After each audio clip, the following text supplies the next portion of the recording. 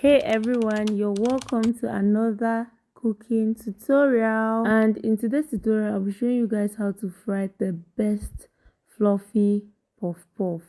Well, puff puff is among the popular Cameroonian street foods and is paired with meals such as beans and pap. To achieve a fluffy puff puff, I'll take you right through it. First, you need all-purpose flour. In the course of making this puff puff, you'll see how we'll use our flour.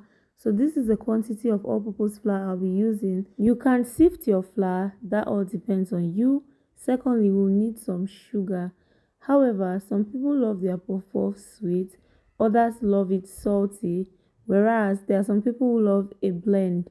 Now we have salt, so it takes two to tango. You need some salt in order to achieve your fine balanced puff puff.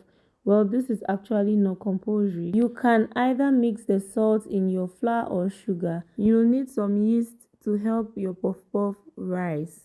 Now, there are some recipes where you can make puff puff without using yeast. So for this recipe, you'll be using yeast. Thereafter, you'll be needing some water. Now, this is hot water right here, and we do not need hot water. So you're going to dilute it to get lukewarm water. An airtight container is a must because you need to actually keep this in a very warm space with a tight lid. So we'll be using this airtight container to mix our puff puff. Not forgetting our gold, which is oil. You need oil for frying, and puff puff requires deep method of frying, so you need oil. Now let's mix. In your bucket or airtight container or pot of choice, you're going to add in some water. If your water is too hot, then you're going to dilute it. When I speak of lukewarm water, I mean water that you can touch. You can put your hands into it and it will not burn you. It is just warm. Proceed to add your yeast, and I'll be using this whole sachet of yeast for this puff puff. So just add in your yeast and proceed to add in some sugar. It takes sugar to activate yeast, so you're going to go in with your sugar and you're going to give it a proper mix. Now, if you actually are estimating on the quantity of sugar to use, then you can add little by little. Proceed to cover your bucket for a few minutes to let the sugar dissolve. However, this is supposed to cause a yeast reaction, of which it did, but clearly not visible. So you're just going to mix properly or let it cool a little and then proceed to add your flour. Now, when it comes to making puff puff, I'm going to help you adjust some of the common mistakes that we all make. Well, the first tip of not getting watery puff puff is going in with just little water at the base. Proceed to start with minimal water. That is, your quantity of water at the base should be small. So you're going to add as you go or as you mix. Start with little water, then proceed to add your flour gradually and add your water gradually until you are satisfied. Now you can either settle for this consistency or you can go in for a slightly lighter consistency. Proceed to cover your puff puff and let it rise in a warm space. As you can see, there's a reaction already, that bubble, so we are just going to cover and keep in the oven or any part of our home which is warm for it to rise on its own. Make sure it's sealed properly. At some point I realized that the bucket was too big to fit into the oven, so I transferred it into a smaller bowl, and this is what we have after 2 hours, 2 to 3 hours to be precise. Now puff puff might take longer to rise. That's the truth. Do not just give it a time frame of 1 hour, 2 hours. It might take even 4 hours to rise.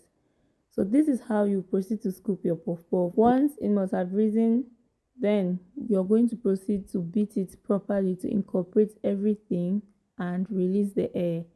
And you're just going to stand a pot on the fire and add in your oil of choice. Now, when it comes to frying puff puff, I think a deeper pot is better and suitable, especially in situations where you love to manage your oil. Now you're going to try one puff puff to see if it is hot enough, and then you're going to proceed to fry. Please watch the way I am scooping, and I'm definitely sure you get it right. Now this is our bowl of puff puff alongside our pot of puff puff frying. In order to let your puff puff mixture rise faster, you can always stand your bucket or bowl beside a hot pot, or when cooking just stand it somewhere. And as you can see, this is how our puff puff looks. One thing about puff puff is that if you fry it and it sinks, know that the oil is not hot enough. In order to achieve very round puff puff, you have to scoop properly. It is the way you scoop. And when it comes to puff puff, they will flip by themselves, and for that to happen, you have to actually fill in the little or tiny holes left in the pot with puff puff. Meaning, if there's space in your pot, you have to fill it. If all the puff puff floats, you can just fill in puff puff in spaces. This will help your puff puff flip. Puff puff is not like donuts that it does not need to be crowded. It needs to be crowded. And so this is a well-round puff puff which is floating. You can help them mix themselves by just using your spoon, and that is okay. So I want you guys to take a look at this puff puff and tell me what you think. Look at how round it looks. Look at how soft and fluffy this puff puff looks.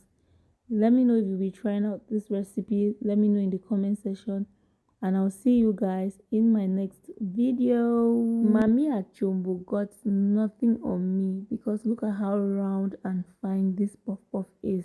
I miss the days when we used to buy puff puff of this size for just 10 francs. Nowadays, one of these puff puff costs 25 francs. And so what will you be pairing your puff puff with? Because I'll be pairing mine with beans. If you love this recipe, I repeat, please give me a thumbs up. And look at how fluffy, soft, nice our puff puff is. Thank you guys again for watching, and I'll see you guys in my next video.